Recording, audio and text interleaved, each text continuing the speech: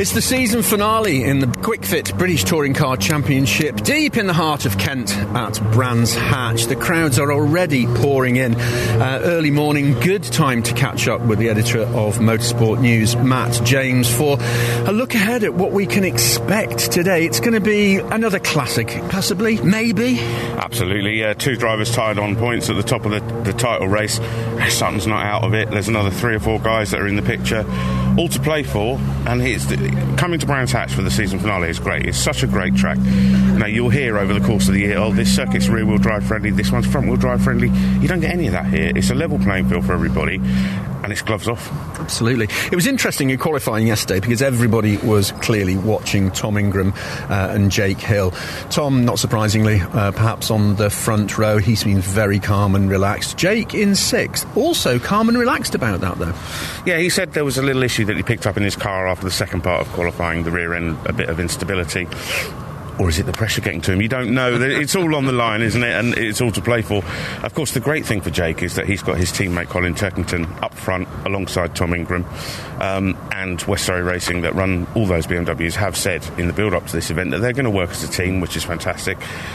Ash has got some help out there. He's got Dan Camish and Dan Robot and Sam Osborne that can help. But I think for Jake, in fact, I know that there has been some pre-race discussion about, okay, how are we going to play this? What are we going to do to help Jake get to the front? So he's going to have some support. He's not flying solo. Tingram is pretty much on his own up the front because his teammates haven't, unfortunately, made it into the quick 6. But, when Tingram won the championship here in 2022, he absolutely grabbed it by the scruff of the neck that day, picked it up and went with it, and he's got the ability to do that. So even though he is flying solo, as it were, don't rule him out. Absolutely. You say he grabbed it by the throat, and I was talking to Tim Harvey, and he said the difference is it's not just being there and wanting to win it. You need to win it. You have to just be focused on winning it. Absolutely. And if you look at what Tom's done, Tom decided when he joined this championship in, 2013, I can't remember, but this is his place. This is where he wants to be. He's made a living and a career out of being a touring car driver, and he makes his money out of being a touring car driver. This is his livelihood. So, you may get some drivers up and down the grid, and I shan't mention any names, who've got particularly rich fathers that help them race whenever they want to, and it doesn't mean a whole hill of beans to them. Yeah. With Tom, this is his livelihood.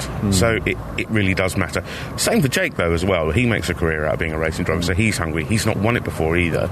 And to have that on your CV, I mean, what a thing. You can immediately charge more to people that want you to race their cars. But so yeah, there's a lot of hunger, but for Tom it means a lot. Yeah. You mentioned Colin Turkington being on the front row. Tremendous qualifying from him yesterday, and picking up the Wingfoot Award, which, as I said to him, even if people think you haven't had the best season, you've had a hell of a career, and the Wingfoot Award, to win it 3 times is quite something. Absolutely, and it wasn't until they mentioned it on some of the commentary yesterday that I realised he is the second most successful driver in the championship in terms of race wins, or something incredible like 72. I mean, it's amazing. I always put my money on Colin at the start of every year, and generally he hadn't let me down up until the last few seasons, but he's had an unlucky year. But even Colin said yesterday that the lap he did for pole wasn't his ultimate lap. He felt he could have gone faster, and there was a few mistakes there. So pace is unquestioned. It's going to be interesting to see him playing the wingman role today, because it's not something he's really had to do before. It's normally people looking after him. But he's mature, a great driver, as you say, very successful, super quick, and he will know how to play the game. So it's a real ace up Jake's sleeve, having Colin there at the front. Let's just have a quick look back at the season. We've spoken throughout the year, and lots of hours and inches and yards of copy have been written about the season.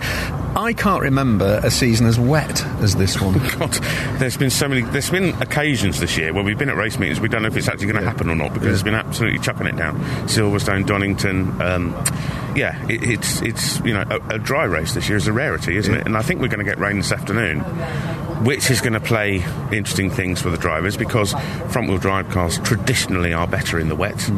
When it's fully wet, it's about the same, but when it's greasy, it doesn't suit the BMWs, and particularly out the back of Brands Hatch underneath the trees and stuff, where the greasy track will remain.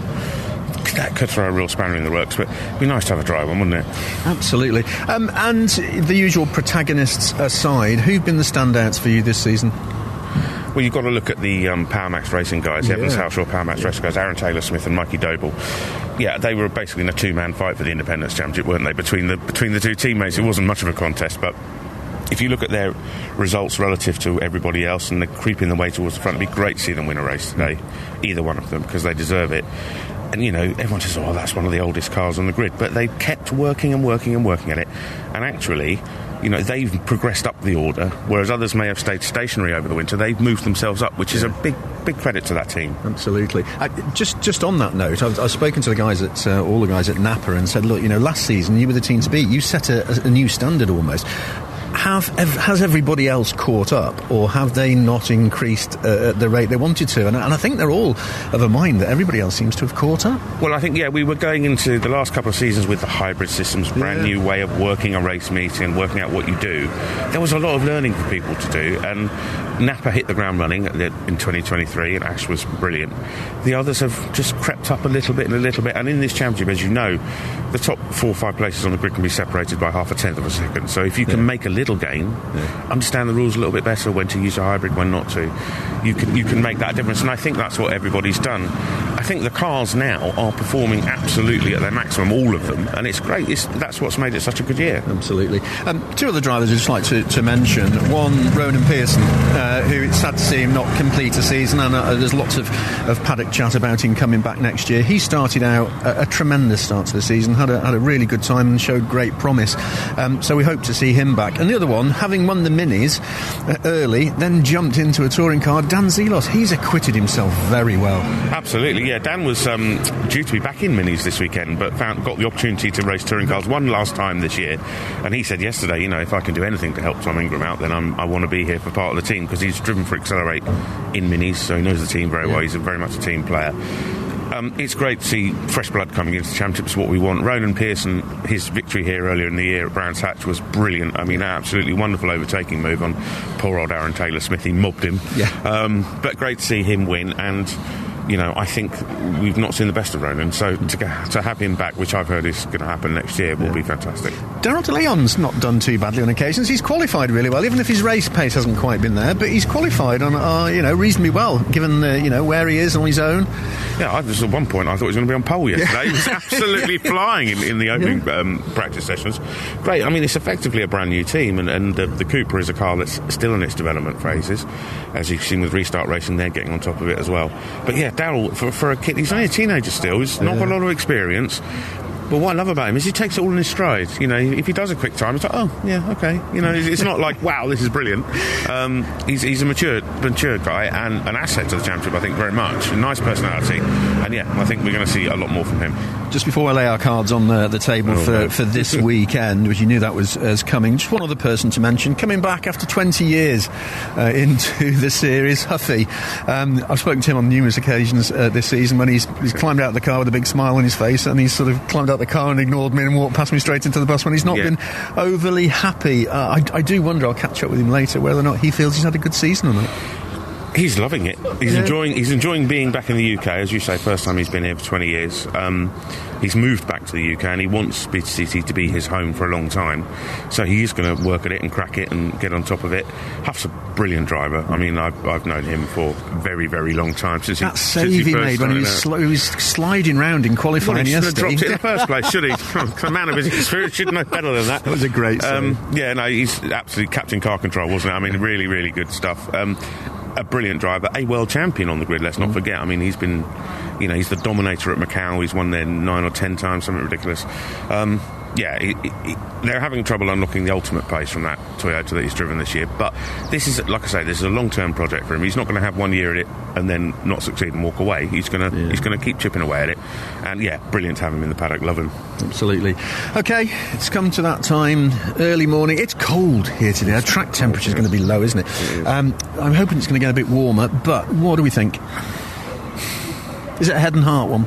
It is a head and heart one. Head says Tom Ingram, because he's done it before and he's super hungry, and like we said earlier, he knows what it takes to put it all together. Hart says Jake, because I've known Jake since he was in short trousers, like most of us. He's been knocking around this paddock since he was a baby, effectively, and it's his home track in front of his friends. It'd be lovely to see Jake do it, and he's a nice chap too. So either way, I'm not fussed either way, but it's just going to be great to watch. Yeah, I think you're right. I might go along with that. Although I did think about answering the way that David Addison responded to my question once, where he said, I think the one that'll win will be the one who gets the most points. Classic Addison. That's why he gets paid the big bucks by ITV, for all that insightful analysis that he does every day. Matt, really good to see you. Let's enjoy the day. Thanks very much. Brilliant.